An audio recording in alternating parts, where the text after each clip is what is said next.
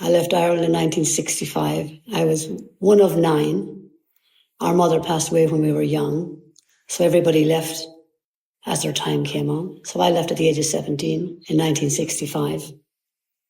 I went working for New York Telephone Company and stayed with them most all my life. I stayed with my aunt and uncle. Oh, your aunt and my uncle? aunt took me on interviews. Oh, okay. For housework, which I refused to talk, so because I didn't want to do housework because that's what I just left. 18, 19 at the time on the 1st of September, as you mentioned, went to Dublin and got a taxi out to the North Wall to the boat.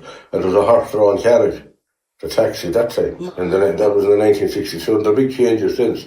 And got on board the boat anyway. And you could hear the cattle looing below. It was a cattle boat. On the bottom of the ship. As this high-powered underground train travelled through a maze of tunnels at what seemed like 90 miles an hour. It was May 30th, 1965. It was a Memorial Day. It was a holiday in America, as I learned later. There was so many different faces and different colours that I didn't know. All I kept looking for was a bathroom.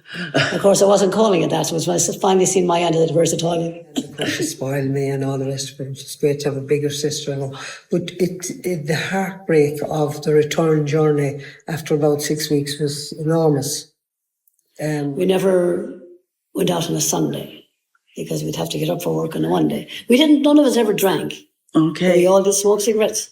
We used to go there to the County Mourne in Cricklewood. There was the Blarney and Tottenham Court Road. There was the Buffalo and Camden Town. It was a special place.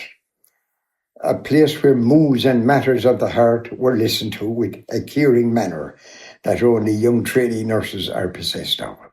At the early stages of getting to know you, a young nurse might seek a second opinion from her nursing colleague that might leave you dangling on life support till the end of the dance. The first year I went, I hated everybody. Didn't like the food. I still remember the name of the bread I used to eat and I hated it. It was Arnold's bread. Arnold's bread. And I used to Arnold's bread. I hated that. So I used to drink Coca-Cola and eat ice cream every day until I got very, very ill from it. And to this day, I have never drank Coca-Cola. What did you think of American food? It was hard to get in on it for a while, you know.